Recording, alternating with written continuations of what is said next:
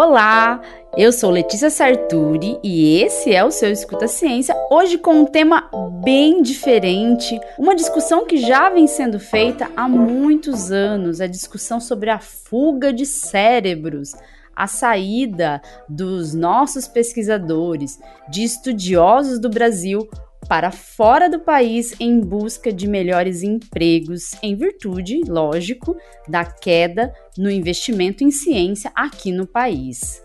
E para esse episódio, para a gente gravar esse episódio, eu vou contar com um participante muito especial, que está fora do Brasil. E ele é o apresentador também desse programa, desse podcast. Olá, o Júlio hoje eu tô Ponce. como apresentador / convidado / entrevistado. Eu sou o Júlio Ponce, mestre em Fisiopatologia Experimental e doutor em Epidemiologia. E hoje eu vou contar um pouquinho como que é fazer carreira acadêmica no exterior, né? As pessoas às vezes acham que é só maravilha, né? Mas tem lá os seus perrengues, tem as suas dificuldades, como carreira acadêmica em qualquer lugar, como a gente sabe muito bem. Mas também é um momento de eu explicar por que eu tomei essa decisão, né? Por que eu vim para cá e contar um pouquinho de qual que é a perspectiva para o futuro, né? Agora que eu completei um pouco mais de um ano já aqui, contar para os ouvintes como é que tem sido essa jornada. Pois é, Júlio, essa conversa é muito boa da gente ter, porque esse tema, apesar de agora a gente estar começando a retornar pouco a pouco no investimento à ciência, a gente ainda tem pouco investimento no país. E esse fenômeno da fuga de cérebros se dá justamente porque um país menos desenvolvido não tem condição de manter aqui aqueles que são formados no país. E essas pessoas, então, buscam emprego fora do país e nessa busca fora do país, muitos não acabam retornando e o país que investiu pesado, teve todo o investimento da formação daquele pesquisador, não está tendo de volta o retorno do investimento na formação. Isso é muito ruim porque o país perde. O pesquisador tem que buscar qualquer oportunidade que seja melhor, e eu não acho que o pesquisador tem que necessariamente devolver para o país a formação. Seria bom se fosse possível, mas é lógico que a gente tem os boletos para pagar, né, gente? A gente é ser humano, pesquisador, cientista, todo mundo é ser humano, todo mundo tem que pagar aluguel, tem que fazer compra no mercado, tem que gastar com transporte, tem que gastar com lazer, a gente vive também. E por conta disso, a gente busca oportunidades cada vez melhores, e essa busca tem sido tão intensa nos últimos anos, especialmente depois de 2019, por aí, que o Brasil pode ter perdido cerca de 6,7 mil cientistas nos últimos anos. Esses cientistas, então, essas estatísticas são do Centro de Gestão e Estudos Estratégicos, que são vinculados ao Ministério de Ciência, Tecnologia e Inovação. Esses cientistas, eles foram para lá, muitas vezes, às vezes, para conseguir continuar as pesquisas que foram iniciadas no Brasil. E muitos deles, eu conheço muita gente, não pensam em voltar, já se estabeleceram fora do país e, infelizmente, o país perdeu. Tem gente que pensa assim, se ele for para fora e fazer uma pesquisa, dar uma continuidade na pesquisa e conseguir retornar para o país para fazer um trabalho aqui, ele vai trazer coisas boas para o país, porque afinal ele publicou bastante, ele teve contato com diferentes grupos de pesquisa fora do país, então ele tem um networking bom, então ele vai conseguir trazer para o país alguma coisa que também vai trazer esse retorno, esse benefício. Mas nem sempre é assim, né, Júlio? E aí, Júlio, a primeira coisa que eu queria te perguntar, porque esse episódio é para você falar, e não eu, apesar de eu falar muito sempre, a primeira coisa que eu quero te perguntar é assim, como que foi essa decisão de sair do Brasil? Você sempre quis isso? Você não queria, mas foi a situação, o seu desejo de estar na pesquisa? Como que foi isso? Como foi essa decisão? Qual foram as motivações, foram na verdade, muitas, na verdade. decisão? É importante, porque as pessoas acham que muitas vezes é um motivo só, né? Uma coisa que empurrou a gente para fora do país, ou alguma coisa que atraiu muito a gente para outro país, mas na verdade é um conjunto de fatores.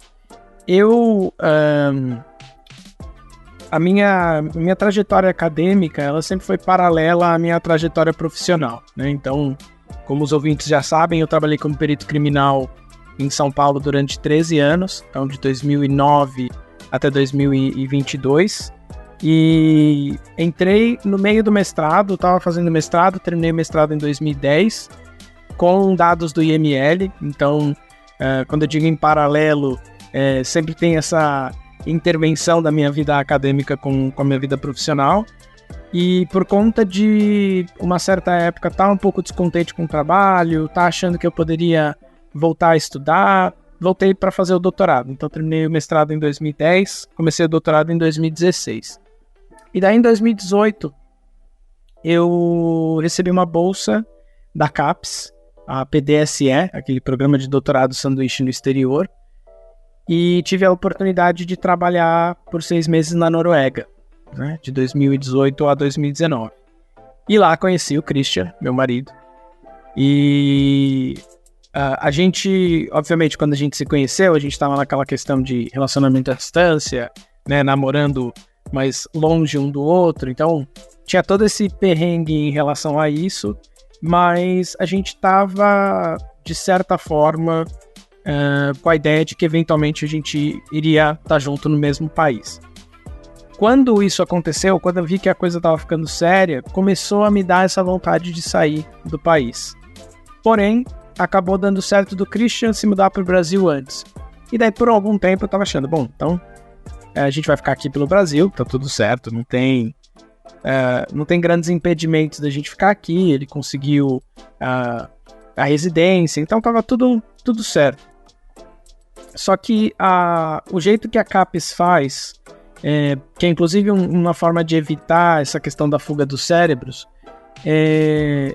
quando você vai para fora no PDSE, o tempo que você fica fora é o tempo que você é obrigado a ficar no país de volta, né, no Brasil, depois que acabou sua bolsa. Né? Então, no caso, eu tinha ficado 6 meses fora e ia ficar 6 meses aqui. E eu tinha na época que eu saí para ir para a Noruega, eu estava trabalhando em perícia de campo, que nunca foi o que eu gostei. Sempre gostei mais de perícia de laboratório. E quando venceram os 6 meses, no mês que venceram os 6 meses, eu recebi uma proposta de promoção para um cargo de diretoria de um laboratório que eu tinha interesse em trabalhar, que era o laboratório de entorpecentes, e aceitei. E daí eu pensei comigo mesmo, bom, aquele meu plano de acabou os 6 meses, eu vou começar a procurar coisa fora, eu vou ter que adiar um pouco. E daí a Covid aconteceu. Né? E daí com a questão da Covid, comecei a me interessar mais por essa questão de divulgação científica, estava trabalhando da mesma forma, porque a perícia é considerado serviço essencial, a gente praticamente não conseguiu parar, consegui reduzir um pouco as equipes, mas não muito mais do que isso. E nesse meio tempo, o Christian veio morar no Brasil.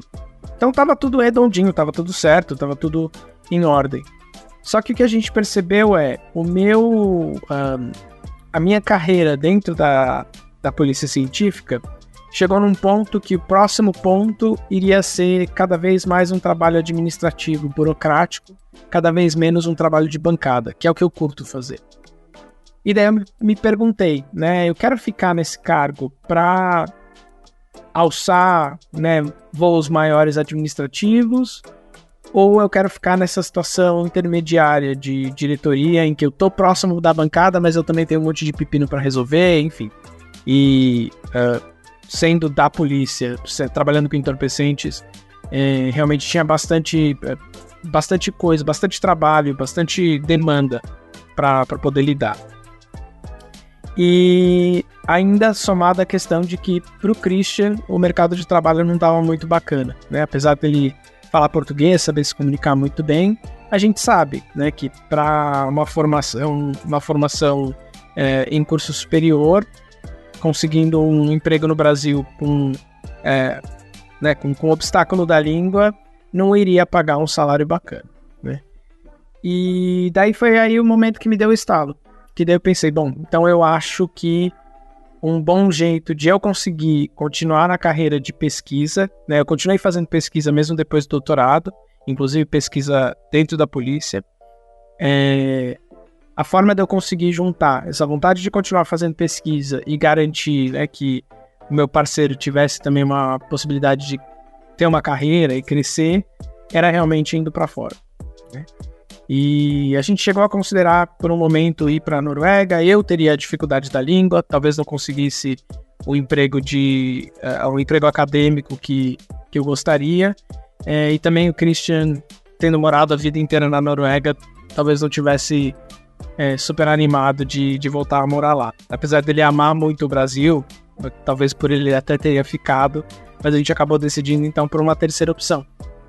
E daí foi isso, foi uma questão de começar a mandar currículo, né, fazer o currículo, as cartas de apresentação, até que surgiu uma vaga de professor em ciências forenses, que eles queriam alguém com especialidade em toxicologia. Então, lendo a descrição, parecia que tinha sido feito para mim, que eles queriam alguém com doutorado, queriam alguém com experiência de trabalho, né, e a gente sabe que essa combinação nem sempre está presente, né? A gente tem muitos colegas no meio acadêmico que fizeram carreira no meio acadêmico, então a gente não pode dizer que eles não têm experiência, eles têm muita experiência de pesquisa, mas às vezes se valoriza também essa questão da experiência fora, numa empresa, numa atividade fora da pesquisa, que a gente sabe que no Brasil acaba sendo um problema, porque os bolsistas não recebem uma bolsa com valor razoável, né, para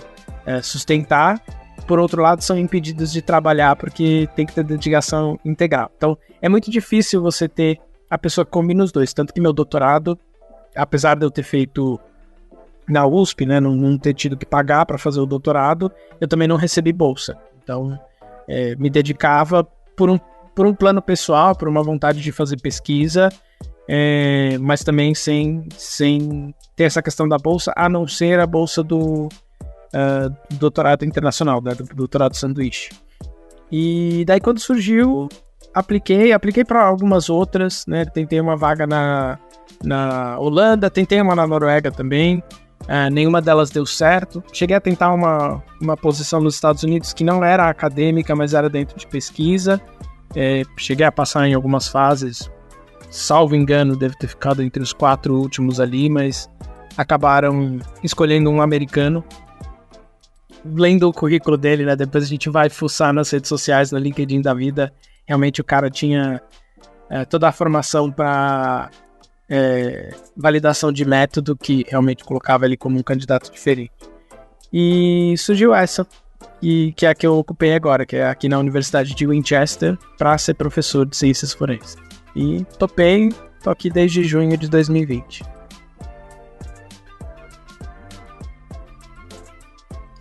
Olha só, assim, é legal que você sempre disse que essa universidade é uma universidade relativamente nova, ela tem, né?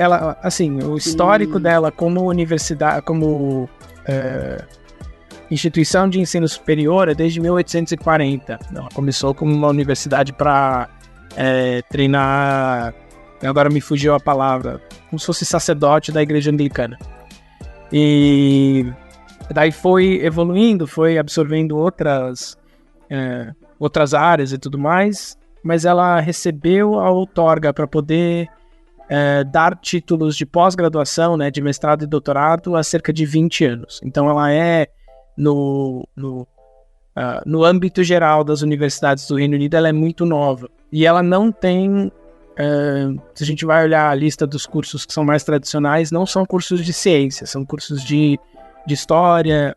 Não vou entrar na discussão se história é ADS ou não, mas ela entra na classificação aqui não STEM, né, que é aquele Science, Technology, Engineering and Maths. Entra na classificação de humanidades, né, de SHAPE, que eles chamam, que é Sociologia, Humanidades, Artes, e eu não lembro os outros. Isso.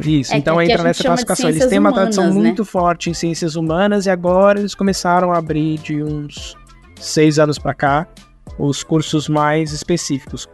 O curso de ciências forenses, eu digo que é o meu porque eu sou o único professor contratado para esse curso. Eu dou aula em outros cursos também, mas para esse curso eu sou o único, de certa forma, os módulos, as disciplinas exclusivas de ciências forenses sou eu que dou. Curso de investigação forense existe há uns 10 anos. Chamava Forensic Studies antes, agora chama Forensic Investigation. E o de ciências forenses vai formar a primeira turma esse ano. Então, é bem novo. Tem muita coisa para construir, bem que assim, né, entrando um pouco, imagino que talvez fosse uma pergunta mais para frente, mas assim, entrar numa universidade que não tem esse histórico, não tem essa...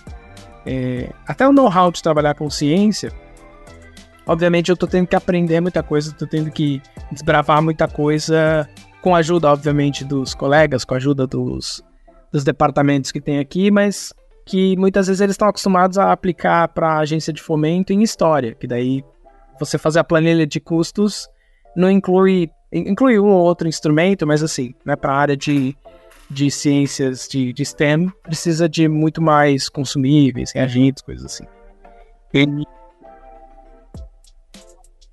O bacana, assim, uma coisa que eu acho legal que dentre as áreas de humanas com um pezinho em STEM, eles são muito fortes aqui em arqueologia. E arqueologia e ciências forenses têm muita sobreposição, até certo ponto, né? Então, as investigações que eles fazem de qualidade de solo, qualidade de água, traços de elementos em ossos, é o tipo de coisa que a gente faria em forense para outras coisas, para outras matrizes. Então, o departamento de arqueologia, eu tenho muita interação com eles, porque é um pouco mais próximo do que eu sei fazer. Então, os meus coleguinhas Indiana Jones, e vira e mexe, no verão eles fazem muita escavação aqui em mansão, coisa assim, daí descobrem que a mansão foi construída em cima de um povoado do ano 800, sabe? Bem interessante. Nossa, olha só. Então, Júlio, e assim, uma coisa que eu acho que todo mundo quer saber quando se tem essa decisão, vai pra fora, todo mundo deve pensar assim, como que deve ser o começo, essa adaptação? Você já falou um pouco sobre a dificuldade com os fomentos, né, que em virtude até mesmo da área ser um pouco diferente do foco até então da universidade, mas como que foi, assim, a sua adaptação nesse ambiente? Porque não é só uma adaptação num novo ambiente de trabalho, é uma adaptação num novo país, num ambiente de trabalho que você não sabe ainda exatamente como vai ser, mas também a respeito da cultura dos seus colegas, você não sabe como que é. Aqui no Brasil a gente tem, às vezes, umas culturas de ambiente de trabalho que são um pouco... muito, acho que muito brasileiras, assim, eu não sei se isso tem muito fora, por exemplo, tem alguma coisa lá, um aniversário de alguém, vamos comprar um bolinho para comemorar, ou então, sempre tem lá alguém que vem e conta alguma coisa, fala do fim de semana, será que isso tem também fora do Brasil? Mas também, como que é o trabalho como pesquisador, né, a colaboração, aqui no Brasil eu sempre tive em grupos que a gente colaborava muito um com o outro, colocava ali, fazia um experimento, todo mundo se ajudava, às vezes quando precisava de ajuda, quando a pessoa estava sozinha, ou então também tinha aquela história, não, eu sou individualista e eu só faço coisas sozinha, e todo mundo respeitava, ou quando não respeitava, como eu já vi muito em laboratório, tinha reagente preparado dentro da geladeira, que tinha gente que deixava recadinho assim, pegou, morreu, desse jeito. Como que essa vida, assim, no novo país, mas também num novo ambiente de trabalho, de outro país? Então, vou começar com a questão cultural. Aqui existe... logo que cheguei, eu fiquei num Airbnb, né? Porque até consegui, enfim, comprovar a renda e tudo mais para alugar o apartamento. tive que ficar no Airbnb por quase um mês, até os papéis todos saírem, né? Os papéis de imigração estavam tudo certo, mas para conseguir comprovar a renda quando eu cheguei, precisava ter pelo menos o olerite, demorou um pouquinho mais de tempo. E é interessante que, assim, existe uma certa cultura de comentários sobre imigrantes, assim. Não, é difícil eu dizer que é exatamente xenofobia, porque eu acho que, bom, talvez até seja uma versão mais leve, mas assim, é aquele comentário que, não foi por mal, né? Então, a dona da casa onde eu fiquei logo que eu cheguei, ela era muito direta. Então teve uma hora que eu falei que eu tava me mudando pra cá, né? Porque eu tinha conseguido emprego, não sei o quê. Uns 2 dias depois, ela comentando alguma coisa com outra pessoa, ela fala, porque as pessoas têm que resolver os problemas no país delas antes de virem causar problema no meu. E daí, assim, eu olhei meio torto, perguntei educadamente, mas se ela tá se referindo a alguém em específico? Não, mas a gente sabe que tem muita gente que vem pra cá e daí não consegue se estabelecer e começa a criar problema. Daí eu falei, tem gente que vem pra cá porque não conseguiram preencher a vaga que precisava de doutorado e 13 anos de experiência que eu tinha, porque, né, eu consegui isso no Brasil. Então, não dá pra jogar, né, todo mundo no mesmo balaio, e tem muito criminoso britânico também. Não ia ter vontade de falar isso, mas fiquei na minha. Então, existe, assim, é um pouco mais escancarado. O Brasil, obviamente, a gente sabe que o Brasil tem xenofobia, a gente gosta de falar que o Brasil é miscigenado e tudo mais, mas a gente sabe como a gente trata os imigrantes dos outros países da América Latina e da África, né? A gente reclama muito de como o brasileiro é tratado nos Estados Unidos e na Europa, mas a gente trata aqueles que vêm de outros países para morar no Brasil muitas vezes muito pior. Mas realmente é uma coisa que é chocante, assim. Eu, de certa forma, não me abalo, no sentido de, obviamente, eu fico ofendido porque eu acho uma estupidez muito grande as pessoas fazerem esse tipo de comentário. Mas, por outro lado, é um momento também que eu tiro da carta e bato no peito do orgulho de ser brasileiro. Então, por exemplo, aqui existe atualmente uma crítica do NHS, né, que é o Sistema de Saúde Pública. É uma fila gigante de pessoas para conseguirem agendamento e tudo mais. Tal qual o SUS. Só que a gente tem um SUS para 210 milhões de habitantes. Eles têm para 68 aqui. Aqui a gente paga, que até é uma coisa que eu acho que vale de dica para as pessoas, que as pessoas muitas vezes, quando mudam para o exterior, elas só olham salário. Bom, custo de vida é muito diferente. Aqui as coisas são bastante caras. Não tão caras quanto a Noruega, então Noruega foi um bom treinamento para saber o que era caro, mas, por exemplo, uma cerveja, a cerveja mais barata no bar aqui perto de casa é o equivalente a R$25. Porém, por outro lado, e daí era a justificativa que o pessoal na Noruega sempre falava, você tem, de certa forma, a certeza que a pessoa do outro lado do balcão está recebendo um salário que dá para se sustentar. Há críticas hoje em dia que o salário aqui está defasado, enfim, mas de qualquer forma o salário mínimo aqui se eu não me engano, agora está girando em torno de 10 libras e 50 por hora, que seria R$65 por hora. 2.400 por semana, numa semana de 40 horas, uns 8.000... Não, peraí. 9.600, vai arredondando. Tá? As coisas são caras, aluguel é caro, gasolina é cara, comida é cara, mas, né, é diferente de um salário mínimo de 1.000 e pouquinho em São Paulo, que também é muito caro. Então, existe esse entendimento. Você está pagando caro, mas é também porque você está ajudando a custear um salário decente para a pessoa que está do outro lado do balcão.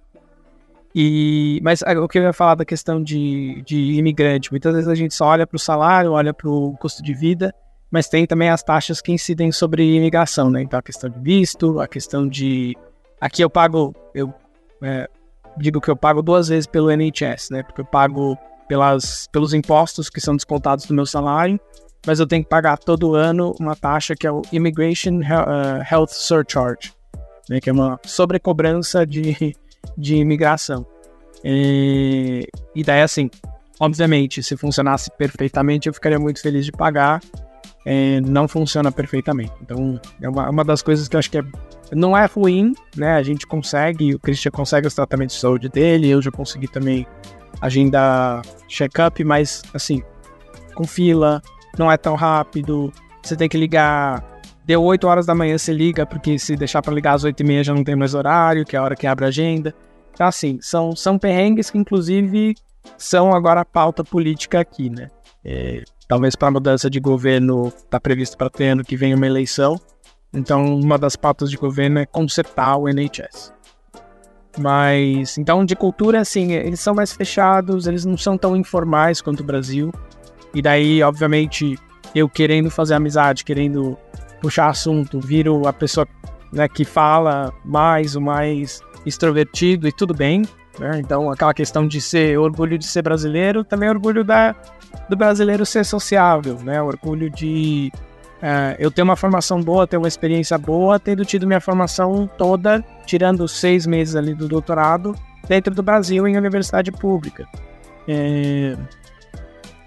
E até a questão de cultura, né? Assim, é interessante que as pessoas, às vezes, sei lá, encontram um artigo em espanhol. Eles sabem que eu falo português, mas eles vêm me consultar porque sabem que a língua é similar. Então, tem um grande valor em ser um adicional de diversidade ali no, né? E o grupo que eu tô é um grupo muito coeso. A gente é um grupo pequeno, de professor full-time. A gente tem 4 só, para 3 cursos.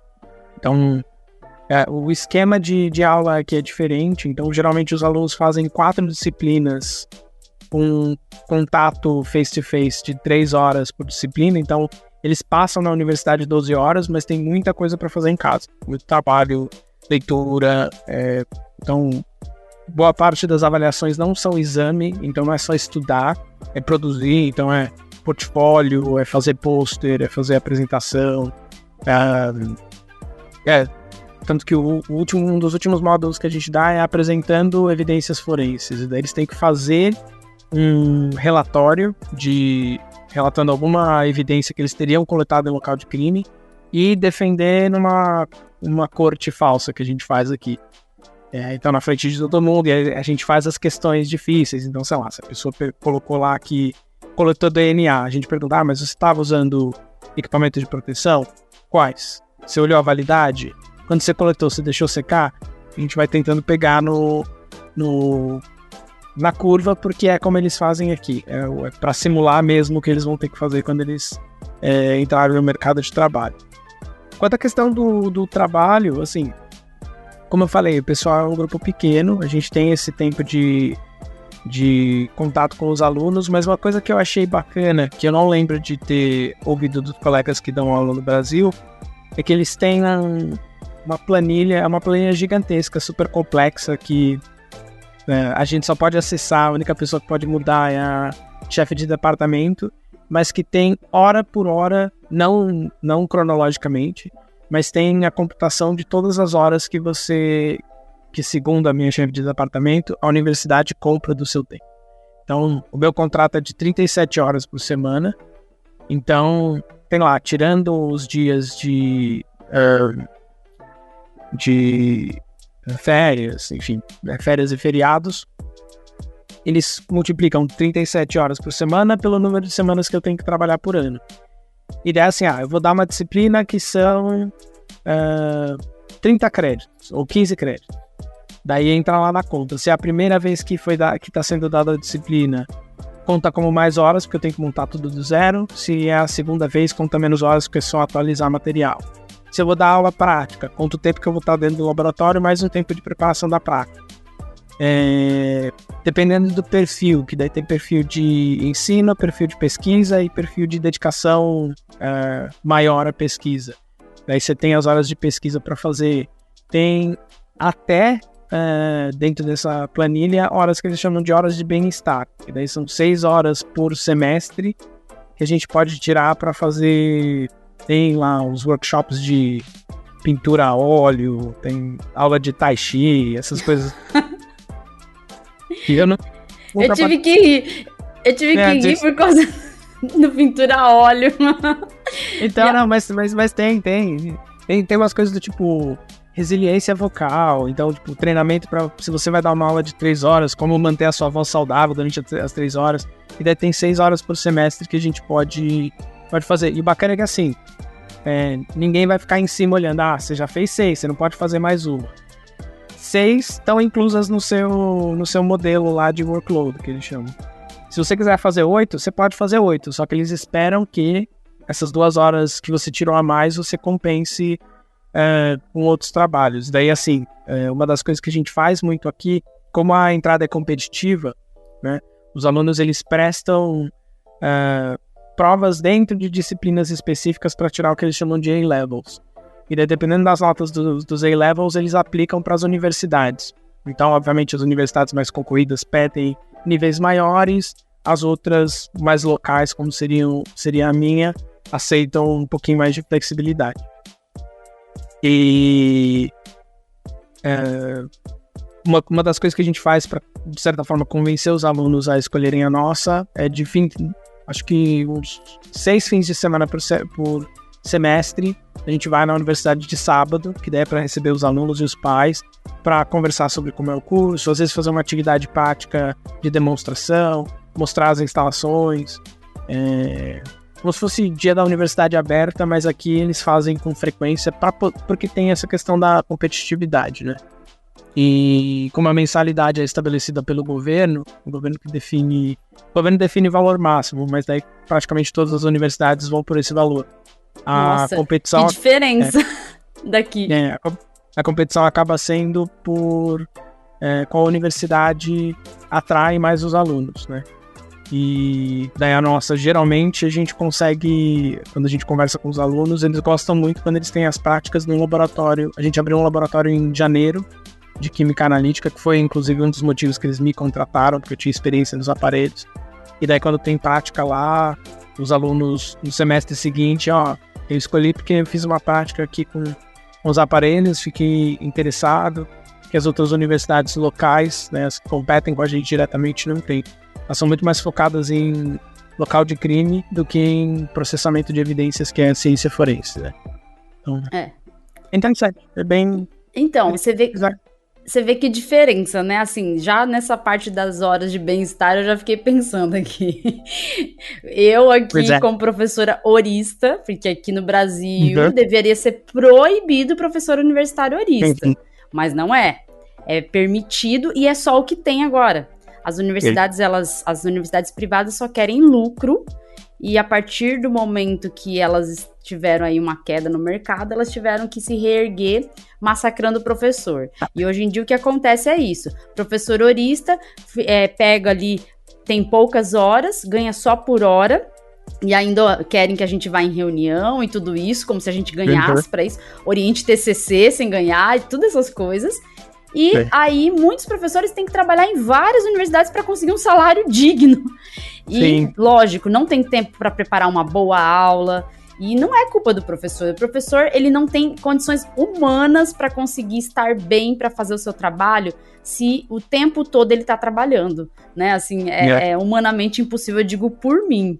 Por isso que, assim, esse sistema brasileiro hoje me faz querer desistir da docência. Eu não tenho, sinceramente, do jeito que eu trabalho aqui, eu não tenho mais gosto pela docência como eu tinha antigamente, quando eu estava até em outra universidade, em que as condições eram bem melhores. Mas assim, Júlio, não é para falar disso hoje. Quais são as suas perspectivas aí? Né? Como está sendo e o que você pretende? Você pretende voltar para o Brasil daqui a alguns anos? Você pretende ficar aí? Alguns voltam, mas a maioria não volta. Como seria isso? Eu penso assim, a minha carreira acadêmica, ela é, de certa forma, dependente da minha carreira profissional. Então, enquanto estive na perícia, obviamente, a minha prioridade era a perícia, tanto que quando fui fazer o doutorado, não pedi bolsa justamente porque eu tinha essa vontade de permanecer na perícia, mas quando eu penso na minha linha de pesquisa, o que se tornou a minha linha de pesquisa, de forma geral, toxicoepidemiologia, então avaliação de consumo de substâncias a nível populacional, e detecção de substâncias, então principalmente NPS, as novas substâncias psicoativas. E eu vejo que assim, eu voltar para o Brasil para trabalhar com isso, muito provavelmente as posições que eu me sentiria confortável de ocupar são justamente as pessoas com quem eu tenho parceria para trabalhar agora. Então, os meus colegas da USP, da Unicamp, né, por ser de São Paulo, são os mais próximos com quem eu interagia. Eu sei que se eu voltar, muito provavelmente o que eu vou querer é tomar o lugar deles. E eu não quero fazer isso, né? E como a gente não é tão diferente em questão de idade, acho que o professor da USP talvez seja uns 10 anos mais velho que eu, não faria sentido, né, eu contar com isso para poder voltar. E assim, sempre tive para mim, eu tinha esse sonho de ser perito, eu tinha vontade de ser perito, consegui, trabalhei, me dediquei, cheguei onde eu queria na carreira, mas aí quando eu decidi que era hora de eu sair do emprego, eu decidi também que era hora de eu sair do país. Então acho difícil eu ter esse impulso por voltar. Tendo dito isso, tenho saudade do Brasil. Realmente o Brasil tem um calor, uma sociabilidade, é diferente. A comida é muito gostosa, o clima, esse negócio que você fala, alguém tá fazendo um aniversário, vamos levar um bolinho. Se eu fizer isso aqui, as pessoas vão rir da minha cara. Eles levam um bolinho quando é do tipo, tal pessoa tá se aposentando, ela nunca mais vai voltar. Daí eles fazem um bolinho e um cartão meio tipo, padrão. A morte profissional da pessoa. Mais ou menos isso, Então, essa questão de confraternização, happy hour, a gente acaba tendo com quem a gente constrói amizade, mas é justamente porque a gente virou amigo, não porque a gente é colega de trabalho, sabe? Então, é bem diferente, assim. Para quem sente falta disso, eu imagino que seria um baque maior. Eu sinto falta, mas assim, de certa forma, por eu não estar aqui sozinho, ter o Christian, acabo tendo essa companhia que ajuda bastante, né, a apaziguar um pouco essa questão. Mas os meus planos agora, como eu cheguei faz um ano, mas o meu laboratório abriu há 8 meses, né, há 10 meses na verdade, abriu em janeiro. Basicamente, o meu foco tinha sido no começo montar os métodos para os alunos usarem em toxicologia forense, que agora eu estou oferecendo pela segunda vez, porque foi uma disciplina no primeiro semestre desse ano, que seria o segundo semestre do ano letivo, né, porque aqui começa trocado, e agora virou uma disciplina do primeiro semestre letivo. Então, o meu plano agora é botar o laboratório para funcionar cada vez mais, mas começar a fazer mais pesquisa. Por enquanto, a minha pesquisa está um pouco limitada a pesquisar CBD, canabidiol, por uma questão de ser facilmente adquirível aqui, a gente tem que conseguir umas outras licenças para trabalhar com material com drogas controladas. E é bacana que você falou a questão da gente trabalhar em conjunto. A minha colega de escritório, né, que a gente divide uma sala, é entomologista, então ela trabalha com insetos. E a gente fez um trabalho de colaboração, vendo o impacto do canabidiol em insetos que são usados para fins forenses. E é interessante que assim, existe essa vontade de colaboração, existe essa demanda, mas acaba surgiu porque justamente tanto eu quanto ela, a gente é comunicativo, não é uma coisa que acho que teria surgido se fossem pessoas diferentes, até se a gente não tivesse na mesma sala, talvez não tivesse surgido o assunto. Mas uma coisa que eu quero explorar agora, aqui o Reino Unido tem muita linha de fomento, muita mesmo, inclusive linha de fomento em parceria com o Brasil, então tem linha de fomento que é o KRI, que é o Research and Innovation daqui, com a FAPESP direto. Então você tem que ter alguém pelo Brasil, né, pedindo fomento, alguém por aqui pedindo fomento para um trabalho conjunto, a FAPESP paga parte, o governo aqui paga outra. E é interessante, isso é uma outra coisa que eu achei curioso, que aqui quando você pede fomento, você pode pedir que comprem as suas horas de aula. Então você coloca lá na planilha, eu dou 20 horas de aula, isso custa para a universidade X. eu quero dar menos aula, então eu vou pedir para o governo pagar esse fomento de 20 horas, daí eles chamam alguém para dar aula no meu lugar. Que daí a pessoa consegue se dedicar quase que exclusivamente à pesquisa. Eu ainda não cheguei lá, eu preciso, obviamente, tendo mudado de país para um país onde eu não tenho histórico de pesquisa, para uma universidade pequena que o laboratório acabou de abrir, eu ainda estou na fase de renortear a minha linha de pesquisa para conseguir montar currículo não, mas conseguir montar histórico de publicação. Tendo dito isso, não estou parado, né? Então eu estou com algumas colaborações com alguns colegas, mais na questão de ajudar a escrever, ajudar a conceitualizar artigo, para continuar com as publicações, mas pretendo ir montando a minha linha de pesquisa, pretendo me dedicar a orientar aluno de pós, sempre que possível, se tiver as aberturas, tentar trazer alunos do Brasil para cá, tentar levar os alunos daqui para o Brasil, estreitar esses laços, porque eu acho que é muito importante que eles percebam, isso é o que eu sempre falo para os meus alunos, a legislação é completamente diferente entre os dois países, mas a forma como a gente deveria coletar as amostras e processar as amostras do laboratório, se a gente for seguir as recomendações internacionais, são as mesmas, porque a gente não está falando de legislação, a gente está falando de ciência, né? E da mesma forma que você faria uma cultura de células na China, no Paquistão, no Brasil, no Reino Unido,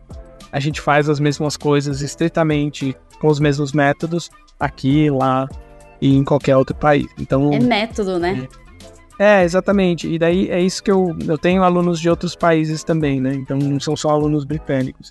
Então eu tento trazer, eu acho que o bacana de eu ter tido a formação em outro país é que eu posso falar para eles, olha, estou ensinando para vocês como deve ser feito, incluo como é feito no Reino Unido, porque obviamente é uma instituição britânica, mas eu sempre falo, olha, dá uma olhadinha, vê como é que é no seu país. Quando encontro dos países dos meus alunos, também incluo no material que eu disponibilizo para eles, para mostrar que realmente a ciência tem esse caráter global, né? E que eles também talvez tenham um caminho parecido, de começar no lugar e borboleteando pelo mundo. Pois é, Júlio. Então, você está construindo mesmo uma carreira aí. Eu fico muito feliz por isso. Eu até não tive essa mesma coragem que você também, porque por questões familiares, e também eu acho que isso pesa muito para mim, né? Também tem essa questão. E eu admiro, sim, quem tem essa coragem, porque é uma coragem muito, muito grande de largar o seu país de origem e trabalhar fora e construir uma carreira, e desejo que você construa essa carreira com muito sucesso. E como o ouvinte pode ver, o Júlio está trabalhando demais, e é por causa disso que o Júlio tem uma notícia que, infelizmente, é triste para dar, né, Júlio? Pois é, eu e a Letícia, a gente conversou, a gente, na verdade, já tinha tido essa conversa quase um mês atrás, mas esse é o meu último episódio oficial como apresentador. A gente já conversou sobre deixar essas portas abertas para sempre que ela precisar, sempre que os ouvintes tiverem algum assunto que eles pediram e que eu possa ajudar, eu estou disponível. Mas a gente estava realmente com essa dificuldade de alinhar tanto a questão das demandas, né, porque os dois estão com bastante demanda no trabalho, mas também com a questão do fuso, né, e daí quando junta a questão de demanda, a questão do fuso, a gente tem essa obrigação de trazer um episódio novo com conteúdo científico toda semana. Eu não queria estar meio dedicado ao podcast, porque é uma coisa que acho que merece a dedicação plena e que a Letícia fez super bem um tempão sem mim, mas que eu fiquei muito feliz de poder me dedicar também e fazer episódios em que com certeza eu aprendi muito. Eu sempre faço questão de ressaltar que nos episódios em que não era a nossa especialidade, a gente estava ali como aluno, e torço para que o projeto continue, torço para que o podcast continue tendo muito sucesso. Peço para os ouvintes que continuem apoiando, continuem compartilhando, e mandem sugestões, né? E assim, em havendo uma sugestão que eu possa ajudar, talvez eu volte para algum episódio, mas realmente esse compromisso toda semana estava ficando um pouquinho puxado, né? E às vezes a gente tem que tomar essas decisões difíceis, que cortam o coração, mas que, pelas circunstâncias, a gente acaba tendo que tomar. É não um adeus, né, Júlio? É um até logo. Por isso que o nome desse episódio é justamente esse. Não um adeus, mas um até logo. Eu fico, sim, com o coração partido, porque é muito legal foi muito legal ter você como companheiro esse tempo. Já vai, eu acho que um ano, deve ter dado quase 2 anos, né? Eu acho que sim, porque eu... 1 ano e 10 meses. Eu recebi a proposta de emprego em março, e eu lembro que eu te contei pouco depois de eu ter recebido.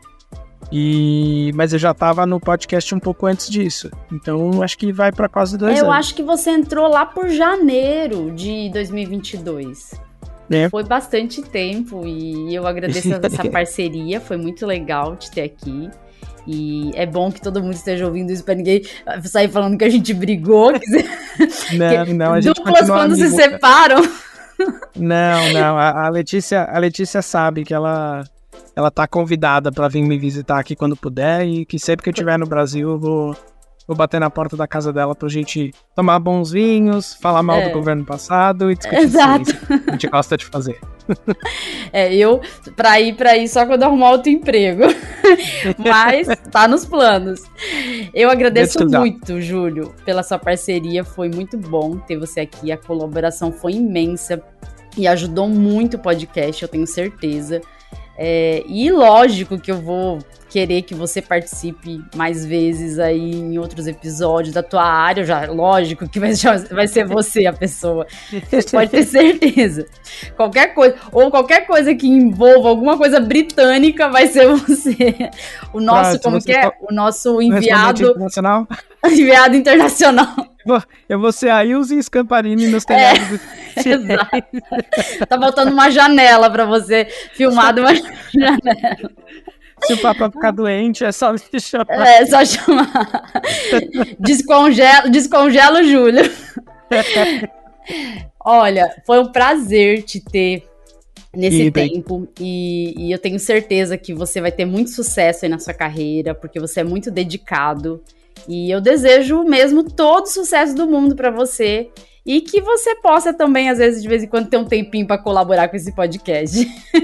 Aí, eu agradeço novamente pelo convite, agradeço pela parceria, agradeço pelo que a gente construiu junto, que acho que realmente quando a gente fala que é parceria, era mesmo, a gente tinha várias conversas de, olha, a gente precisa fazer episódio, você pega um pedaço, eu reviso, pra gente sempre ter conteúdo pros ouvintes, que é pros ouvintes que a gente faz isso, então acho que também tenho que agradecer aos ouvintes que apoiam, que comentam, que compartilham, continuem fazendo isso. Mas certamente eu fico muito feliz de que, mesmo com essa saída, a gente mantenha essa amizade que a gente construiu, porque a gente tem pensamentos muito parecidos, né? Quando a gente conversa, mesmo fora do podcast, quando a gente está conversando entre a gente mesmo, dá para ver que a gente se conecta em muitas coisas e certamente essa conexão não para com... E é por isso que deu certo, né? Com certeza, com certeza. Bom, gente, então a gente vai ficando por aqui. Tchau, tchau e até o próximo episódio. Tchau, tchau e até... não sei quando. Até logo. Até logo.